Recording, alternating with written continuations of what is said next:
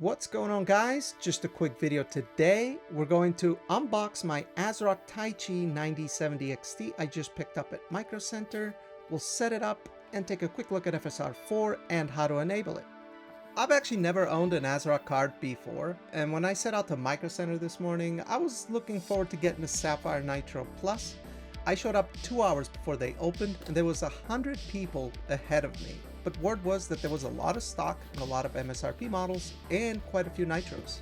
But by the time it was my turn, there was no more Sapphire Nitro Pluses, but I wanted to get a model that can be overclocked and was a 3/8 pin in particular.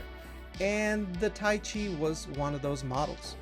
Interestingly, in retrospect, the Sapphire Nitro Plus probably wouldn't have worked as well for me just because of how its power cable is routed. It uses a 12VH PWR that is routed out the back of the card, and this model actually also uses a 12VH PWR. I think they are the only two models that use that, but as you can see, it is a 3/8 pin model. It's a high TDP model, and that was something I was looking forward to. And you will see the clocks on this card are crazy, but it came with this GPU mount, and it's very similar to the one that came with my RTX 4090 ASUS TUF model, but that was metal. This one is like a cheap plastic, but it does the job. It's magnetic on the bottom. Now the card overall actually looks pretty nice. It's a very meaty card actually, and I love it. I love the way it looks. It has a very big pass-through. You can see the entire third fan, the whole thing is a pass-through, and you have an LED off and on toggle, and there's also an addressable RGB port, which I quite like. The Sapphire Nitros also have that as well, but it is a pretty big card, as you can see next to my Nitro Plus 7900 XTX. They're both 3-slot GPUs actually. And one thing I like about the Nitro Pluses is that they have 2 HDMIs and 2 DisplayPort type of layout, whereas the Taichi has 1 HDMI and 3 DisplayPorts like most GPUs. It is a bit lighter though. The Taichi weighs 1500 grams, 1520. The Nitro Plus 7900 XTX is almost 1900 grams. And the ASUS TUF RTX 4090, the absolute unit that it is, it's almost 2300 grams, over 2 kilos. Damn. We're gonna set this bad boy up. Let's put the PC into safe mode and then DBU the old drivers. Gonna mount the card vertically and fire it up, see what it looks like, and that's what the RGB looks like. Pretty nice. The new Radeon Driver is 25.3.1, and I'll show you guys how you can enable FSR 4 through the driver, because not a lot of games have FSR 4 natively just yet. We're going to check our display to make sure the frequency is set right. I would suggest checking this. You can see that it's not set to 120 Hertz, so we did that manually. And let's just quickly take a look at the overclocking profile. I'm not going to touch anything, just curious to see what it looks like. This does look a little bit different than my 7900 XTX or 6800 XT, for example. The power limit only goes up by 10% instead of the 15% that it was on the 7900 XTX. And if you look at the GPU tune-in frequencies, it's a little bit different as well. Overall the same idea, but yeah, I'm gonna mess around with this a little bit later. For now, we're just gonna fire it up and take a quick look at FSR 4, see what it looks like, see the GPU clocks, temperatures, and all that stuff, and then we'll do a more thorough video later. For now though, we're gonna go back to the default profile. So let's fire it up.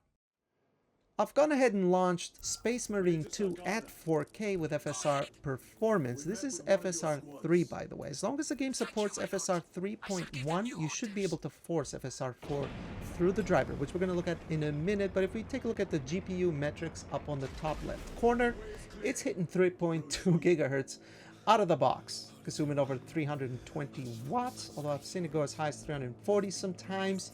And it's able to maintain 55 degrees Celsius, which is really nice. And it's pretty quiet as well. I have an open PC case, and it's quite quiet. It's quite quiet? Yeah, it's quiet. But getting back to FSR 3 performance, it doesn't look particularly great. It does look a bit blurry and unstable at times. Although it doesn't look horrible, but it doesn't look great. If you look at the flies there over the corpses, there's quite a bit of ghosting, and everything looks overall a bit blurry. Although I have to say that this game's FSR 3 implementation was actually pretty good, or maybe the graphical style lands itself a little bit better. I'm not sure, but I can definitely tell that it is far from native. And as you can see in the distance, if we pan the camera left and right, you can see that a lot of the objects are pretty unstable, right? Flickering was one thing that always bothered me about FSR and always stood out, and I'm not a fan of flickering.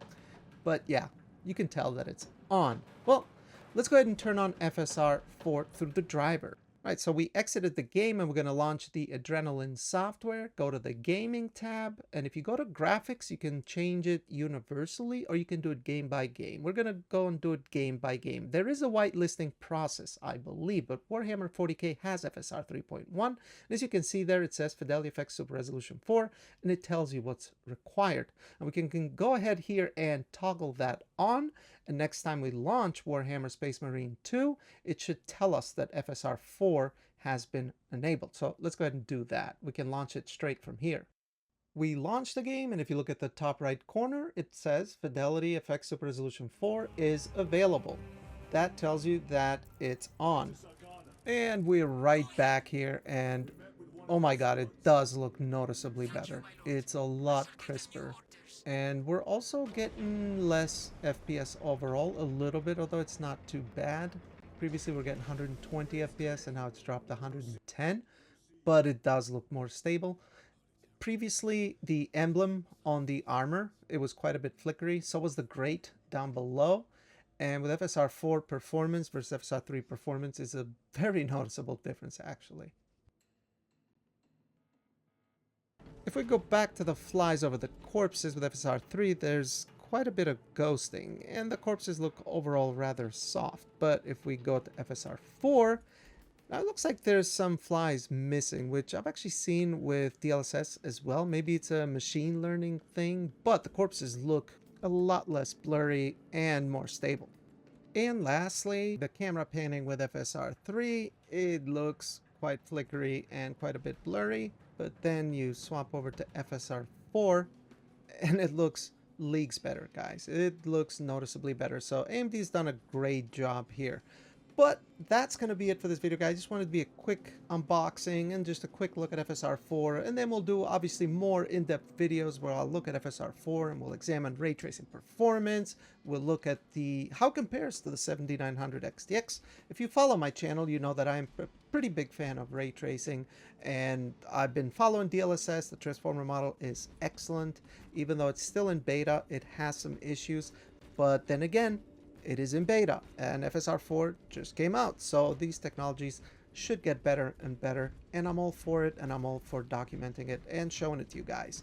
But yeah, that's gonna be it. Leave your thoughts down below. Let me know what you think. Do you like the Asrock Taichi 9070 XT? Were you able to get one? It's been kind of a mixed bag. Our European brothers don't seem to have got a lot of stock, and things are overpriced. It sucks. It's terrible because the PC building market is not in a very good place these days, and that's sad to see. But here in the US, at least if you live near a micro center, it was pretty good. So I am thankful for that. And I'm thankful for you guys watching my videos and liking them too. Anyway, thanks guys. I'll see you on the next one. Bye-bye.